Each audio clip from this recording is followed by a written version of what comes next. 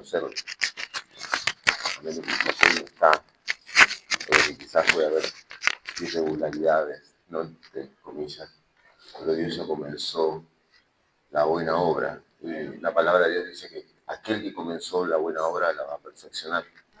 Entonces creemos en la palabra del Señor. Amén. Por eso también quería que nuestra hermana participe. Y sé que hay agradecimiento también. Los hermanos han ido el día jueves. Algunos varones fueron a La Rioja, estaban en La Rioja 350, a compartir una reunión de varones. Y Dios mediante vamos a estar organizando el grupo de varones en este lugar. Van a poder tener reuniones también de carácter varonil. Queda raro, ¿no? Pero bueno, para varones. No porque seamos machos, pero somos muchos. No, no es por esta razón, sino porque hay cosas que muchas veces dentro de la iglesia o de un púlpito, muchas veces hay temas que no podemos tratar, entonces, y que es menester que tratemos. Entonces, en una reunión quizás de manera informal se pueden tratar, se pueden charlar, y quizás los hermanos se hablen, porque nosotros los varones somos bastante cerrados. Nos cuesta expresarnos, nos cuesta decir, muchas veces nos cuesta reconocer, nos cuesta decir que tenemos debilidades, que a veces hasta lloramos, pero no le decimos a nadie. Entonces, por ahí un poquito entre nosotros y en esa confidencia puede ser que nos abramos y expresemos un montón, hay veces un montón de dudas, ¿no? Y que como nos criaron esto del hombre macho y todo esto, del macho alfa, entonces no decimos nada a nadie, yo me lo aguanto solo.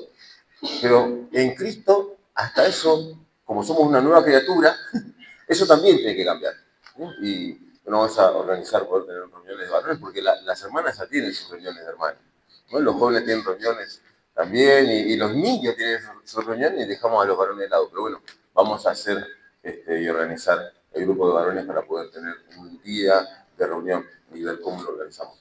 Por otro lado, también, antes de comenzar, ya está comprada la primera estufa, gracias al Señor, para colocar en este lugar. Sé que lo están sufriendo todavía, pero ya Dios mediante esta semana, si Dios permite, lo vamos a estar colocando y ya para estar mucho mejor, ¿sí? Para estar más, con más reparo en este lugar. Y gracias al Señor de haber podido conseguirla y además comprando de fábrica nos ha salido también a un precio más barato. Hubo que esperar el envío porque la fábrica queda en Mar del Plata. Pero bueno, gracias al Señor por todas las cosas. Y ore también, hermano, para poder comprar enseguida la siguiente. Como les decía la semana pasada, con 2 estufas estaríamos bastante bien porque sería mucho más de lo que están dando las pantallas. Inclusive si estuviesen andando estas 7 pantallas que tenemos acá, con 2 estufas casi que triplicamos las calorías. Así que lo decía un poco en broma, pero es verdad, si lo pusiéramos y estuviesen al máximo, lo haríamos en remera. Pero bueno, no vamos a estar en remera. Pero sí vamos a estar colocando Dios mediante las estufas. Así que eso es una bendición. Y para la gloria del Señor, esto de diezmo y ofrendas, ¿no? Se pregunta muchas veces a qué va, bueno, van para esto, ¿no? Para poder mejorar, ¿no? Y si se puede mejorar lo que ya tenemos, gloria a Dios, mucho mejor. Porque gloria a Dios por cuando se pusieron las pantallas, pero usted ve la dimensión de este lugar y las pantallas no alcanzan, ¿no? Es muy poca cantidad. Entonces tendríamos que poner como 16 pantallas, ¿no? Sería una locura. Pero gracias al Señor se ha podido comprar la primera, pero la intención es poder comprar 4. ¿Sí? Vamos por eso, por poder comprar 4 estufas y poder estar mucho mejor. Y después, bueno, sí, ya sé, en el verano, hermano, queremos el aire acondicionado también. Dios mediante, estaremos, ¿no? Buscando esto, ¿para qué? Para que usted se sienta cómodo y que sé que muchos hermanos que no están hoy, ¿saben por qué no están? Porque tienen frío. Muchos de los hermanos, porque tenemos gente grande, como decía, ¿no? Mi esposa, nuestra hermana María Pozo, es una hermana que tiene 88 años. Y usted vio que la semana pasada ella llegó, y es verdad, ella se agarra de la pared para poder llegar. Pero bien, el Señor nos ayuda. Bien, vamos a la palabra del Señor. ¿Sabe que me falta la escarapela, ¿no? Porque el 9 de julio fue feriado. ¿Saben por qué? ¿No? La independencia de nuestro país, de la Argentina. Y me tocó estar el día miércoles en un acto como alumno, porque para los que no saben estoy estudiando. Hace muchísimo que no me pasaba esto. Y me observé algo, ¿no? Y esto creo que tiene más que ver con edad que con otra cosa. Porque quizás yo hacía lo mismo cuando era chico, más de 30 años atrás, cuando tenía la edad de estos muchachos, chicos que a los que triplico en edad y capaz que hasta en peso también. Durante el acto, donde se habló, por supuesto, de la gestación de nuestra libertad, donde se habló de batallas, donde se habló de actos heroicos, donde se habló de soldados y de la muerte que sufrieron ellos por conseguir salir de la tiranía, de la esclavitud, ¿no? de esa posición que teníamos de estar de alguna manera sometidos bajo un yugo. Muchos de ellos, o la gran mayoría, por no decir todos, estaban charlando entre ellos, hablando de sus cosas, riéndose, sin entender de que esa libertad que ellos estaban disfrutando fue conseguida por mérito de otro. Esa libertad de la que ellos estaban disfrutando ese día no fue porque ellos batallaron contra alguien y corrió riesgo su vida por pelear. Recordaba la semana y le decía a mi hija acerca de las invasiones inglesas, ahora que estamos en el tema del Mundial, y el miércoles juega Argentina contra Inglaterra y están todos ahí pendientes de eso. Bueno, nosotros podríamos haber sido colonia inglesa. Y nuestro lenguaje podría haber sido el inglés. De no ser por hombres y mujeres que arriesgaron su vida para que esa colonización no fuera tal. Y nosotros disfrutamos de esa libertad, pero no pagamos el precio por esa libertad. Nosotros hoy podemos hablar un castellano fluido o no, pero no pagamos el precio de aquellos que murieron a causa de defender este país, de poder instaurar una patria soberana. Es más, ¿cuántos escucharon hablar de Cabo Verde antes del partido? ¿Sabía que Cabo Verde es independiente a partir del año 1975? Muchos de ustedes ya eran grandes y Cabo Verde todavía era esclavo y estaba sometido bajo la colonia portuguesa. Y ellos tuvieron que luchar para poder ser libres. Y esto hace poco. Yo soy del año 81, así que 6 años después nací yo. Es una nación muy joven. Nosotros hace más de 200 años que somos libres y que se declaró nuestra independencia. Y no lo valoramos. ¿Por qué? Porque no fue nuestra sangre la que corría peligro, no fue nuestra vida la que corría peligro, no eran nuestras familias las que corrían peligro. Entonces, como nosotros no pagamos el precio, hoy minimizamos la libertad que tenemos.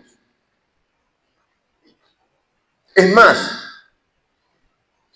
y un poco me avergüenza decirlo, pero ¿cuántos pueden cantar el himno de corrido? Y no hablo de todas las estrofas, porque sabe que el himno es mucho más largo de lo que nosotros cantamos, ¿sabía? Es muchísimo más largo. Y si usted comienza a leer, es tremendamente descriptivo. Por supuesto, nos acordamos al gran pueblo argentino Salud, ¿no? Y no es porque hayamos estornudado, sino que es a causa de saludar. Eso es una invitación al saludo, a eso se refiere. Pero muchas veces desconocemos esto y como nos pasa como bastante de costado. ¿Cuánto más si nosotros somos independientes y libres hace más de 200 años? ¿Cuánto más con una libertad que conseguimos hace más de 2000? Si nos olvidamos de esta, que es bastante joven, 200 años, ¿qué pasará con aquella que conseguimos hace más de 2000 años atrás a través de Jesucristo. No suelo ser temático, pero déjeme ser temático hoy. Gálatas, capítulo 5.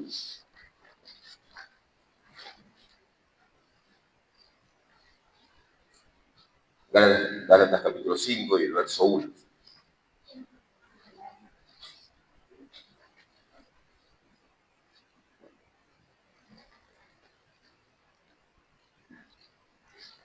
Hermano, siéntase en libertad si quiere tomar té. Sé que está complicado el frío, así que no tenga vergüenza. Gálatas capítulo 5 y verso 1 dice así la palabra del Señor. Estad pues firmes en la libertad con que Cristo nos hizo libres y no estéis otra vez sujetos al yugo de esclavitud. Amén. En el contexto, ayer tuvimos una clase de hermenéutica, ¿no? En EMAT. Y hablamos acerca de los contextos, ¿no? Y tenemos un contexto que es inmediato, es decir, el contexto del versículo y lo que hay alrededor del versículo, y el contexto mediato, que es la ubicación del versículo dentro del libro, ¿no? ¿Y qué quiere decir dentro del libro, en este caso Gálatas, el versículo que leímos? Porque a veces no le damos importancia. Y en el contexto inmediato leemos el versículo anterior de qué es lo que viene hablando Pablo, y miren lo que dice. De manera, hermanos, que no somos hijos de la esclava, sino de la libre. ¿De quién está hablando? Bueno, está hablando de Agar y de Sara. La esclava, Agar, y la libre, Sara. Todo el capítulo 4, usted va a ver que Pablo hace toda una analogía, ¿no? Acerca de esto, de la esclavitud y la libertad. Agar, esclava. ¿Por qué? Porque Agar era esclava realmente, era la sirvienta de Sara, y Sara era libre, era la ama. Y hace una comparación Pablo acerca de esto, y nos compara a nosotros, que hemos sido liberados o libertados por Cristo de esta esclavitud. Entonces, en conclusión, comienza diciendo, estad pues firmes. Y esto es un requisito fundamental, ¿no? Comienza diciendo esto, es una conclusión de lo que Pablo está diciendo, de lo que ya viene diciendo y de lo que el libro, en su contexto inmediato, es decir, la ubicación de la libertad dentro del libro de Gálatas es muy importante. Porque si usted se acuerda, en los capítulos primeros, Pablo va a ser muy duro con la iglesia de Galacia. Y Galacia no es una iglesia, sino que es una región de Asia Menor. Y en su primer viaje misionero, Pablo va a predicar a esta región. Y es allí donde conoce, por ejemplo, a Timoteo. En este primer viaje misionero va a toda la zona de Asia Menor. En el segundo viaje él quiere ir para este lugar y el Espíritu Santo, usted recordará, que no se lo permite y ve esta visión de aquel varón macedonio y dice, pasa a Macedonia y ayúdanos. Pero él quería volver a este lugar y el Espíritu Santo no se lo permite. Entonces, en ese interín en el cual Pablo no va a visitar las iglesias de Galacia, comienzan a haber hombres que comienzan a decirle a los nuevos conversos, que son gentiles, que no son judíos, y usted recordará que los judíos debían circuncidarse, es decir, cortarse el prepucio, los varones. Y estos judaizantes, estos hombres les decían a los gentiles, ustedes si quieren cumplir la ley de Dios y ser realmente salvos, tienen que hacer lo mismo que hacen los judíos. Y Pablo dice, no. Eso era antes en la ley. Ahora en Cristo las cosas son distintas. Eso era antes cuando eran esclavos del pecado, ahora son libres. Y ahora como son libres, manténganse, estén firmes, quédense ahí, en esa libertad. No sean movidos por nada. hay unas cuestiones particulares acerca de Pablo escribiendo la carta a la iglesia de Galacia, y que usted no va a encontrar saludos personales. Pablo generalmente cuando se despide comienza a saludar. Saluda a fulano, saluda a mengano, ¿no? Bueno, no hay en el libro de Gálatas. ¿Por qué? Porque Pablo está, bueno, sorprendido, dice él mismo, ¿no? Estoy sorprendido, le dice a los Gálatas cuando comienza, de que os hayáis apartado del Evangelio de la verdad para seguir otros rudimentos, otras cuestiones.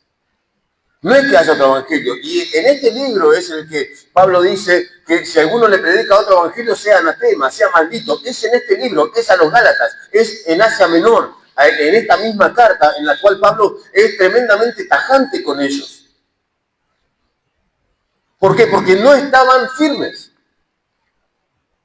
No estaban firmes en la libertad que Cristo les dio. Ahora, ¿por qué decimos que Dios nos dio libertad? ¿O de qué nos dio libertad? Lo vamos a ver en algunos momentos. Pero hay varios pasajes dentro de la Escritura.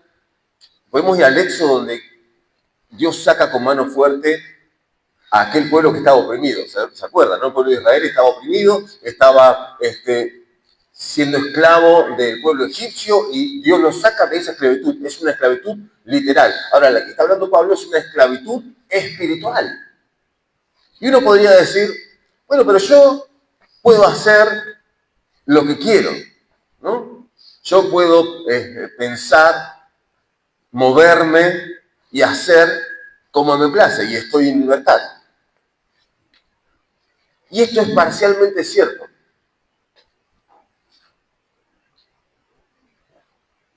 ¿Por qué digo parcialmente?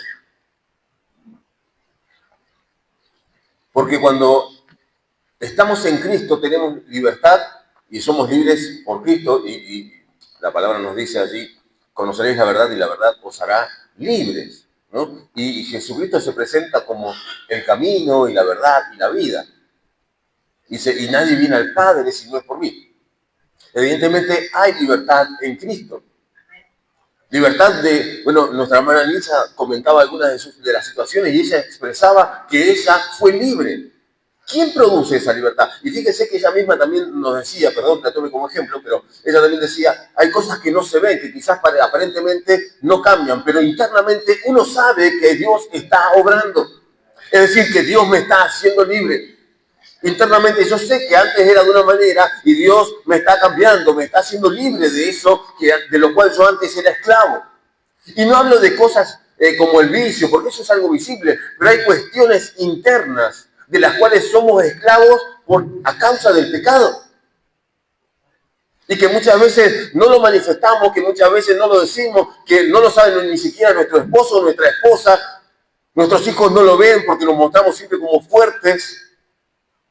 Pero internamente sabemos que estamos siendo esclavizados, que eso nos tiene atados. Cuando uno ora por liberación, tiene que ver con esas ataduras.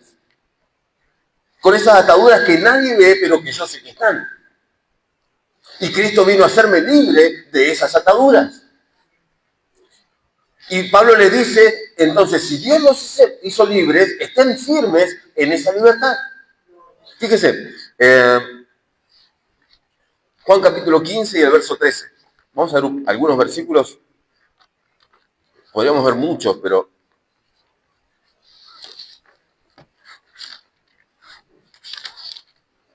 15:13 del libro de Juan.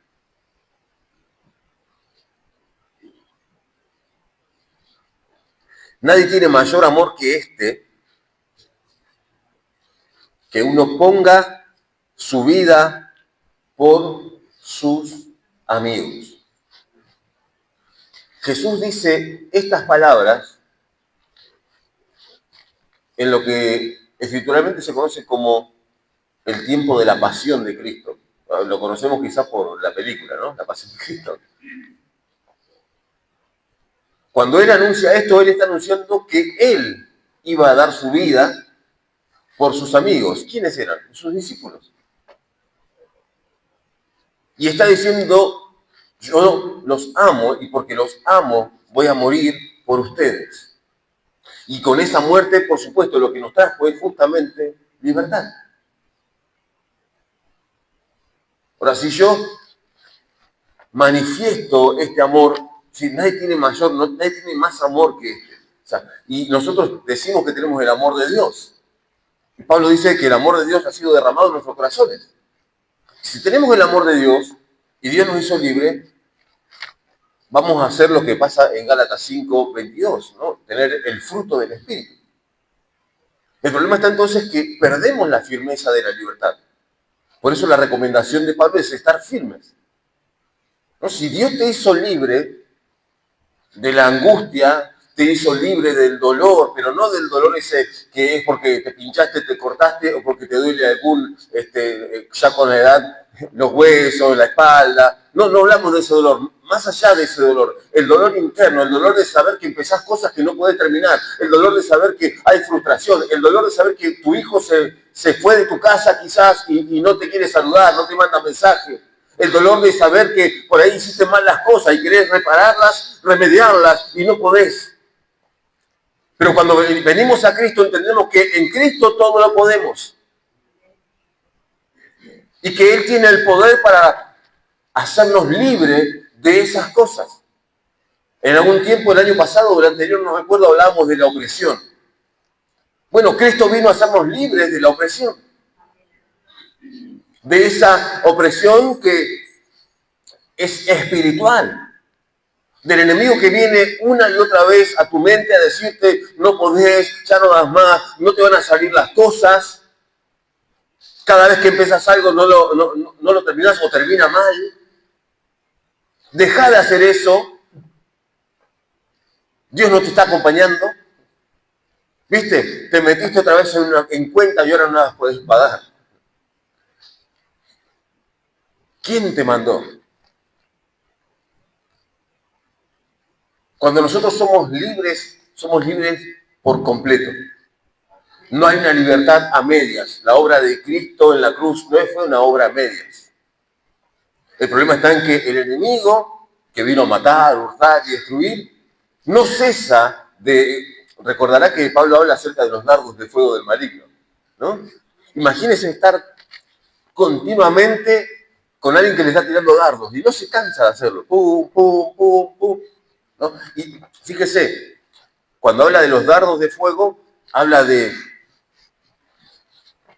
cubrir nuestra cabeza, nuestra mente, porque es así donde van los dardos de fuego. Con malos pensamientos, con pensamientos que no provienen de parte de Dios o que contradicen la palabra de Dios.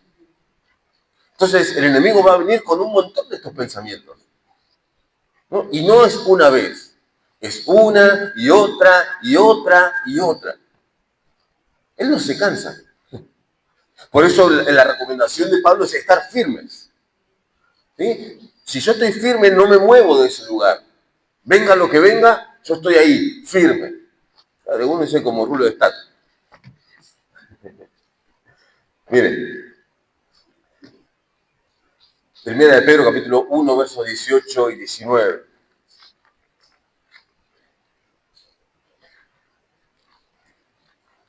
Primera de Pedro, capítulo 1, versos 18 y 19 dice: sabiendo esto, que fuiste rescatados de vuestra vana manera de vivir, la cual recibisteis de vuestros padres, no con cosas corruptibles como oro y plata, sino con la sangre preciosa de Cristo, como de un cordero sin mancha y sin contaminación. Mire de lo que habla de un rescate.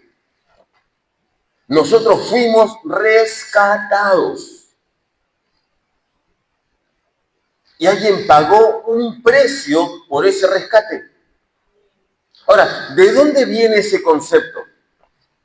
Bueno, usted va a encontrar en el libro de Levíticos, en el capítulo 25 y el verso 8 en adelante, que hay que cada 49 años, o en realidad cada 50, ¿no? Pero la preparación es a los 49 años, y en el año 50 se realiza algo llamado el jubileo.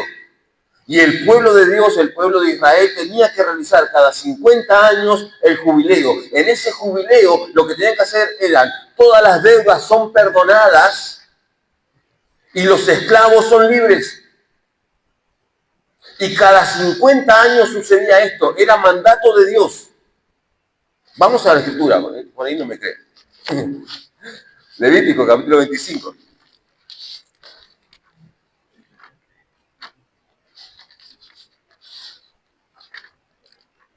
Levítico, capítulo 25, verso 8.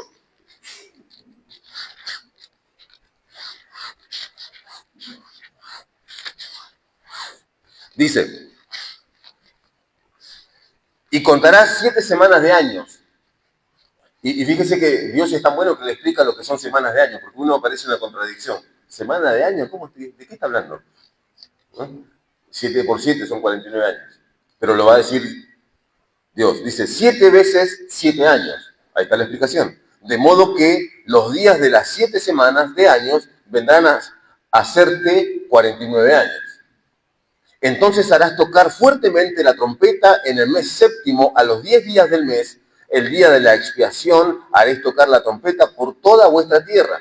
Y santificaréis el año 50. Acá vamos. Y pregonaréis libertad. Escuche bien, pregonaréis libertad. El año del jubileo es un año de libertad. En la tierra a todos sus moradores. Ese año os será de jubileo. Y volveréis cada uno a vuestra posesión y cada cual volverá a su familia. Es decir, ya no hay esclavitud. El año 50 os será jubileo. No sembraréis ni segaréis lo que naciere de suyo en la tierra, ni vendimiaréis sus viñedos, porque es jubileo. Santo será a vosotros, el producto de la tierra comeréis. Y sigue. Lo pueden leer hasta 24. Pero fíjese que en ese año de jubileo las deudas eran perdonadas, o eran pagadas, o perdonadas a aquellos deudores. En ese año de jubileo, aquel que tenía gente que le debía, tenía que perdonar todas esas deudas. Y los esclavos eran libertados, una vez cada 50 años. Era mandato de Dios. Dios luego va a decir, si usted sigue leyendo, el porqué de esto. Pero vamos más adelante, Isaías capítulo 61.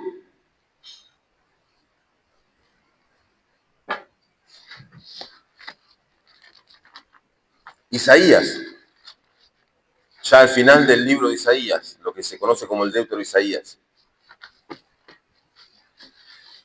Dice, y es bastante conocido, el Espíritu de Jehová, el Señor, 61.1, está sobre mí, porque me ungió Jehová. Fíjese, me ha enviado a predicar buenas nuevas a los abatidos, a vendar a los quebrantados de corazón, a publicar, escuche, libertad a los cautivos y a los presos, apertura de cárcel. ¿Qué está diciendo la profecía? El año de jubileo.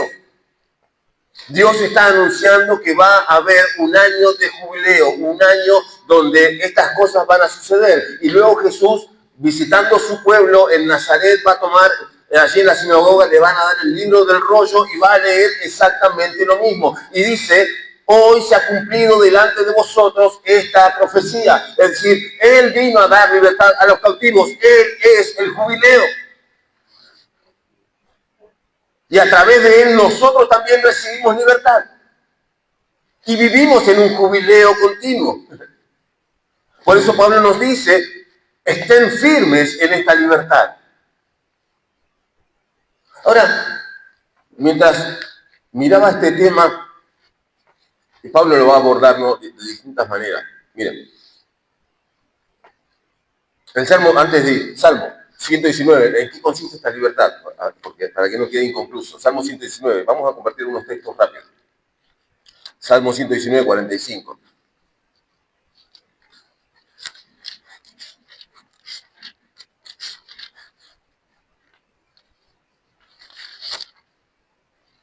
Dice, y andaré, ¿en qué?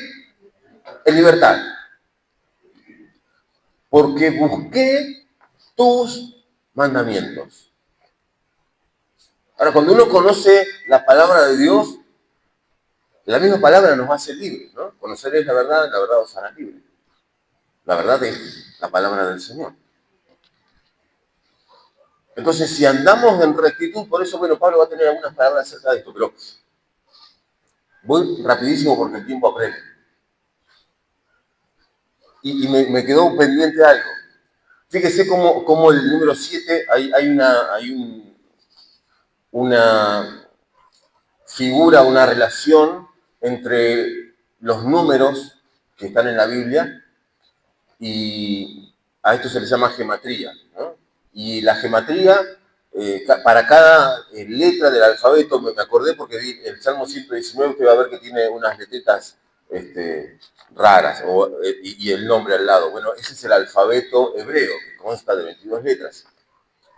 Aleph es la primera y Tab es la última. Cuando nosotros leemos que Dios es el alfa y la omega, es Aleph, Tab, en el hebreo. Y cada letra, tanto Aleph, que es el número 1, como Tab, que es el número 40, que es el número 400, tiene un simbolismo. Si usted en la antigüedad escribía 401, tenía que ver con el alfa y la omega, es decir, con Dios. ¿Por qué? Porque muchas decodificaciones se hacían numéricamente para evitar que otro entendiera. Imagínense, es como un código. Si yo estoy en otro país, por ejemplo, y estoy preso o estoy sitiado, como sucedía con el pueblo en la época apostólica, de los hermanos de la iglesia primitiva, tendría que tener, ellos se congregaban en catacumbas, en lugares oscuros.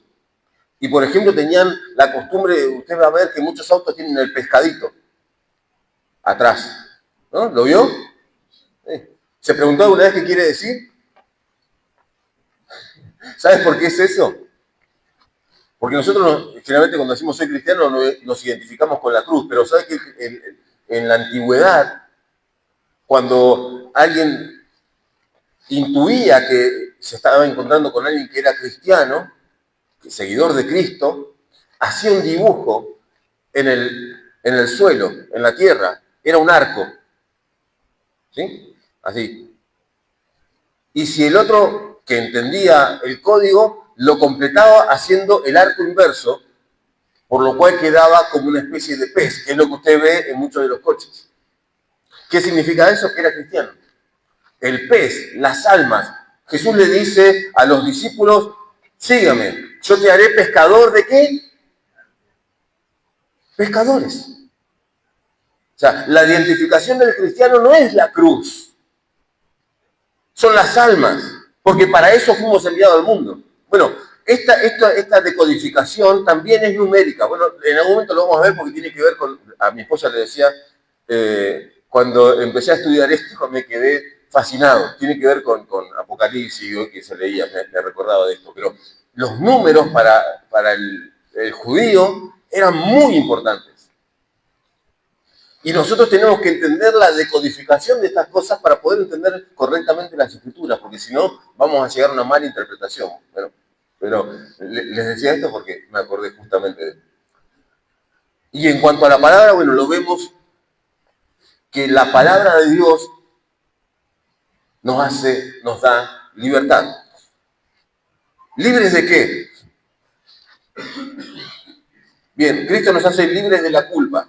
Romanos capítulo 8 y verso 1. ¿Sí? Porque muchos dicen, no, yo no necesito, yo estoy libre, yo estoy bien, yo hago lo que quiero. Bueno, pero fíjese que lo que vamos a ver son cuestiones internas. Cristo nos hace libres de la culpa. Dice 8.1 de Romanos, ahora pues ninguna condenación hay para los que están en Cristo Jesús, los que no andan conforme a la carne, sino conforme al Espíritu. ¿Qué no hay? No hay condenación. ¿Por qué? Porque Jesús ya pagó mi culpa. Pagó el precio que mis pecados tenían. Él ya llevó en la cruz y pagó el precio que yo no podía pagar, entonces ya no hay más culpa. Me puedo acercar confiadamente, como dice el libro de Hebreos, al trono de la gracia para recibir el oportuno socorro, porque ya no hay más culpa. Antes el que tenía pecado moría en el intento de acercarse a Dios.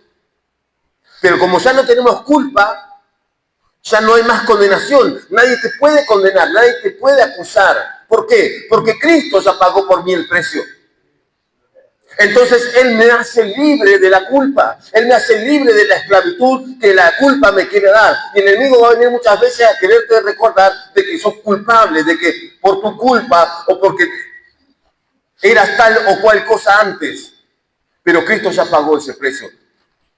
Y en tu oración recordale al enemigo que Cristo ya pagó el precio. Y en tu oración recordale al enemigo que Él ya fue vencido en la cruz. Que ya no tiene más poder sobre tu vida. Porque Él va a venir insistentemente. ¿De qué más nos hace libres Cristo? Nos hace libres de la vergüenza. En Romanos, ahí nomás cerquita, capítulo 10 y el verso 11.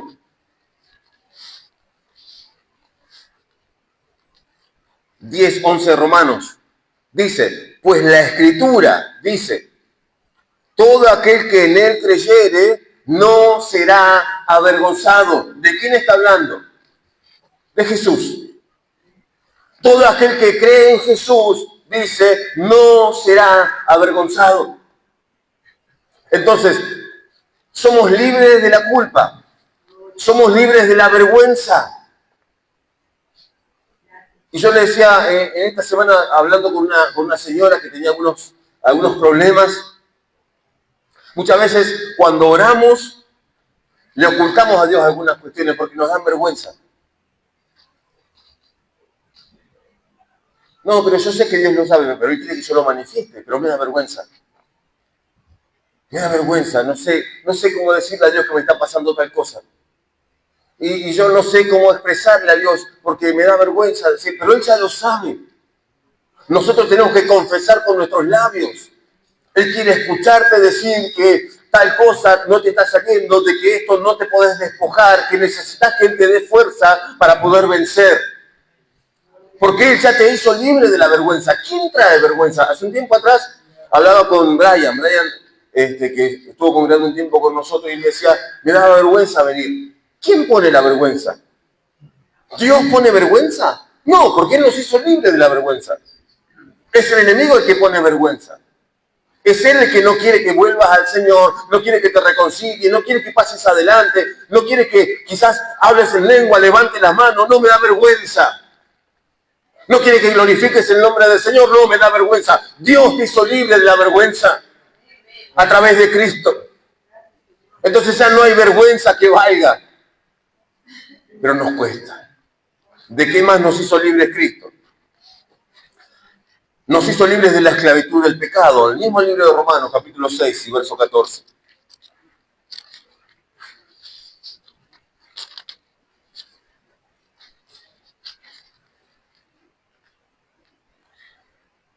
Seis 14 de Romanos dice, porque el pecado no se enseñoreará más de vosotros, pues no estáis bajo la ley, sino bajo la gracia. ¿Qué quiere decir esto? ¿Qué quiere decir que el pecado no se enseñorea? Que Él ya no es mi dueño, mi amo, mi Señor. Él ya no me domina. No es el pecado el que domina mi vida. No es el pecado lo que me rige. No es el pecado lo que me guía. No es el pecado lo que me da a mí una razón de vivir.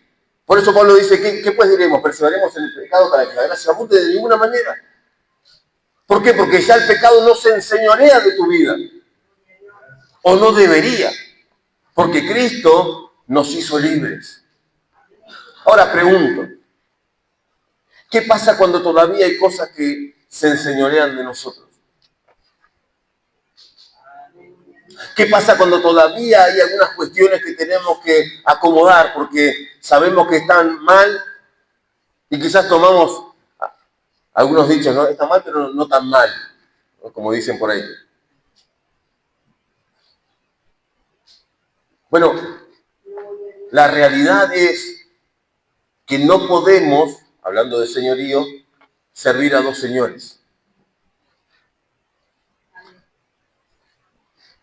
No podemos. Y Santiago dice que de la misma fuente no puede salir agua dulce y agua amarga, ¿no? Y Pablo mismo, en el capítulo 7 de Romanos, ahí al lado nomás, dice que él quiere hacer lo bueno, pero no puede. Dice, y lo malo que no quiero hacer, eso hago. ¿Por qué? Porque el pecado mora en mí. Lo dice Pablo. Y no está diciendo que eres pecador, sino que hay muchas veces cosas que nos cuestan. Pero no tenemos que dejar que eso se enseñoree, que tome el señorío de nuestra vida. Porque si el pecado toma el pecado, y llámelo el pecado que sea. Se hablaba hoy del pecado del cuerpo, pero también hay otros pecados.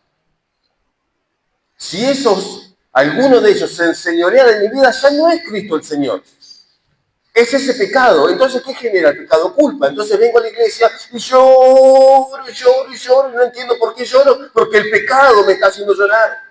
Y es el Espíritu Santo que está tratando de obrar, pero hay pecado en mi vida. Y me hace llorar, ¿por qué? Porque el enemigo pone culpa. Fíjese qué dañino que es.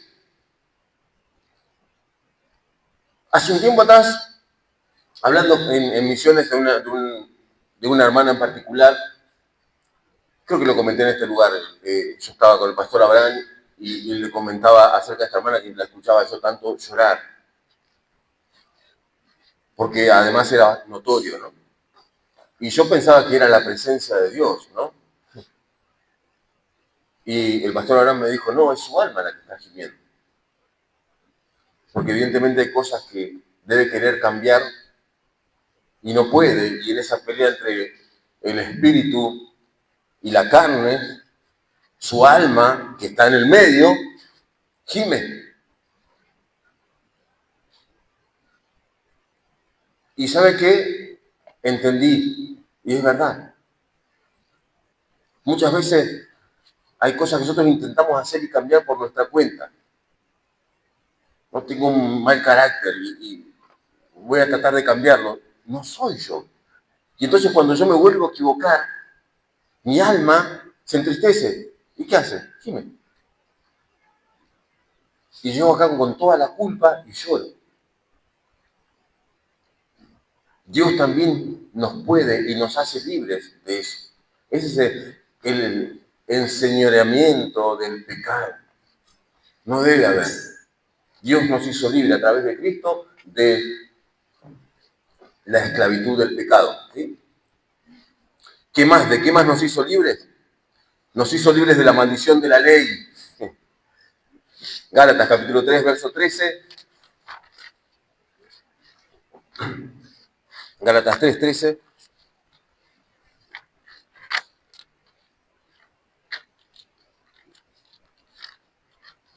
Bueno, me sacaron Gálatas acá. Volvió Gálatas a la vida. Dice, Cristo nos redimió, nos rescató de la maldición de la ley, hecho por nosotros maldición, porque está escrito, maldito todo aquel que es colgado de un madero. De la maldición de la ley. ¿Por qué? Porque la ley lo que exponía era el pecado, ¿no? Y nadie podía cumplir la ley. Sin embargo, Cristo dice que no solo eso, sino que Él vino a cumplir la ley, cumplió la ley, y Él nos liberó con su muerte de esa maldición. Nadie puede cumplir los 10 mandamientos, esa era la ley. No, nadie los podía cumplir. Pero Cristo vino a hacernos libres de eso. Pero avanzo un punto más. Segunda de Timoteo, capítulo 1 y verso 10. Cristo nos hizo libres del temor a la muerte. Segunda de Timoteo,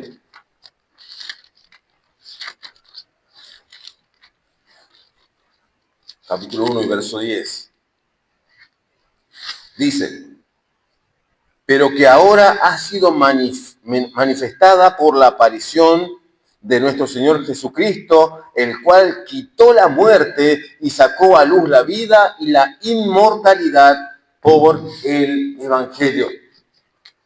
Él a través de su muerte, a través de su sacrificio, Nos hizo libres del temor a morir.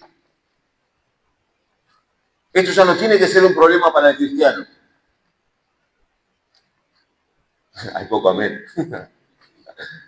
No, bueno, pero yo no quiero morir. La Biblia dice que está establecido que el hombre duerma. No, dice que el hombre muera. Sí, evidentemente en Cristo dormimos. Pero hablando en general, la raza humana, está establecido que el hombre muera. Tenemos un tiempo limitado, vaya, hablando de manera criolla, tenemos un tiempo de vencimiento. Llega un momento en el cual ya no vamos a estar más sobre la faz de la tierra. Pero esto, cuando estamos en Cristo, no nos tiene que poner tristes o traer angustia, traer temor, porque Cristo ya nos hizo libres de ese temor. Porque creemos que tenemos en Cristo una esperanza de cielo nuevo, tierra nueva, donde tenemos todas las promesas, ¿no? Y siempre nos acordamos calles de oro, mar de cristal, ¿no? Que en realidad es lo que Juan ejemplifica, ¿no? Y siempre dice, ustedes fíjense cuando lee el libro de Apocalipsis, que Juan dice, vi y era como. Era como. Él compara lo que ve con cosas que conoce. No es que específicamente fuesen lo que él dice, sino que él lo compara con lo que conoce. Dice, sus ojos eran como llamas de fuego, ¿no? Su voz era como el sonido de muchas aguas. ¿Cómo? ¿No? Nuestra esperanza es que vamos a llegar ahí. Si nosotros tenemos esa esperanza, ya no hay temor a la muerte, porque Cristo, a través de su muerte, ese temor se va, o se debería ir. Si usted tiene temor a morir, que quizás puede pasar, recuerde las palabras de Jesús y haya esperanza. El día de ayer le comentaba a los hermanos acerca de la carta que escribe Pablo, ¿no? a los filipenses, cuando él está a punto de morir. Él se sabe que está por morir. He acabado la carrera, dice, no he guardado la fe, por tanto está guardada la corona de vida, ¿no? Él sabe que su tiempo ya está por llegar. Y le dice a los filipenses, regocijados en el Señor siempre. Le dice, está siempre gozosos. ¿Por qué? Porque él estaba así. Yo no le puedo decir, todo triste, y un hermano, y yo estoy triste, estoy así, sí. Alegrate, hermano. Dios está con vos, ¿eh? Sí, sí. Si ni yo lo estoy creyendo. Pero Pablo, que está fortalecido en su espíritu, que sabe que va a morir, le dice y alienta a la iglesia a que se regocije, a que tenga gozo, a que tome aliento. Y él está a punto de morir. No hay temor a la muerte, hay esperanza por lo que viene. Entonces, cuando estamos en Cristo, esto tiene que sobreabundar. Porque dice la palabra que cuando abundó el pecado, sobreabundó la gracia. Entonces, evidentemente, nosotros tenemos que tener esto dentro de nuestro. Después, si quiere, anótelo. Cristo nos libró del dominio de Satanás, Colosenses capítulo 1 y verso 13. De eso también nos libra el Señor. Nos libra del dominio, del señorío que tenía Satanás sobre nuestras vidas. Eso era antes, pero ahora en Cristo, ahora que somos nueva criatura, ya Él no domina sobre tu vida, no domina sobre tu mente, no domina sobre tu conducta. Ahora es Cristo. ¿Por qué? Porque estamos en Cristo. Amén. Y les dejo, solamente les dejo los versículos. ¿Tenemos libertad para qué? Tenemos libertad para acercarnos a Dios, según lo que dice Hebreos capítulo 10 y el verso 19. Tenemos libertad para tener una relación con Dios, no solamente para acercarnos a Él. Porque una cosa es que yo me acerque, imagínense que yo me acerco a alguien y me quedo parado al lado. Es como estar en el colectivo. ¿Usted se habla con las personas del colectivo? Entonces no hay relación. Fíjese que tenemos libertad para estar cerca de Dios, es decir, pero también para relacionarnos con Él. Es decir, yo puedo tener una comunicación, puedo hablarlo y sé, porque lo dice Juan, que Él me escucha, ¿no? Entonces tenemos el poder, libertad de poder relacionarnos con Dios según lo que dice Gálatas 4:7. Tenemos la posibilidad, gracias a la libertad que tenemos en Cristo, de amar de verdad, según lo que dice 1 de Juan capítulo 4 y verso 7. Y tenemos libertad para vivir los propósitos de Dios, según lo que dice Efesios capítulo 2 y verso 10. Dios nos hizo libres para esto. Nos hizo libre de y nos hizo libre para. Que esté en nosotros el anhelar esa libertad que ya tenemos y el disfrutar de esa libertad. Gálatas capítulo 5, del verso 13, va a hablar de el mal uso de la libertad. Pero eso será para otra ocasión. Porque también uno puede, como le decía al principio, cuando no recordamos, cuando nos olvidamos de aquello, cuando no fuimos nosotros los que padecemos, nos olvidamos de la libertad, simplemente la disfrutamos. Pero imagínense aquellos soldados que pelearon y murieron en el campo de batalla para libertar la Argentina hace más de 200 años atrás, tenían sus familias. Y ellos perdieron padres que fueron a pelear por una tierra con una esperanza de libertad. Nosotros no pagamos ese precio, pero ellos tuvieron que vivir una vida sabiendo de que alguien de su familia fue a pelear para ganar una libertad. Y imagínense cómo vivían entonces los hijos de aquellos que murieron sirviendo a la patria. Nosotros pasaron más de 2000 años y muchas veces olvidamos el precio que Cristo pagó para que hoy seamos libres. ¿Libres de qué? De todo lo que veíamos. ¿Libres para qué? Para lo que recién leíamos. Que el Señor nos ayude a tener conciencia. A mí me sirvió este acto, ¿no? Más de 30 años, sí, como 30 años que dejé el colegio. Y después en este acto, y escuchando lo que estaban diciendo, dije, es verdad, nosotros espiritualmente nos olvidamos. Bueno, Dios me hizo libre, ya está. No, es mucho más que solamente eso. Dios te hizo libre de tantas cosas, como decía nuestra hermana Nilsen. Y cantábamos, cuando comenzamos la reunión, cantábamos, libre soy, por la gracia de Jesús, libre soy. Y lo cantamos muchas veces, ¿realmente lo somos? Póngase de pie, por favor.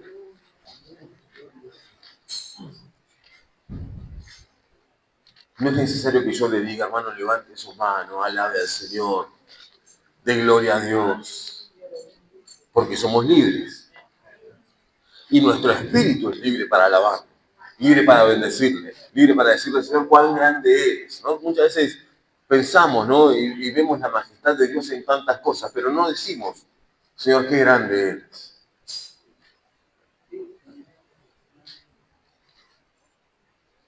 El salmista dice, oh Señor, cuán grande es tu obra.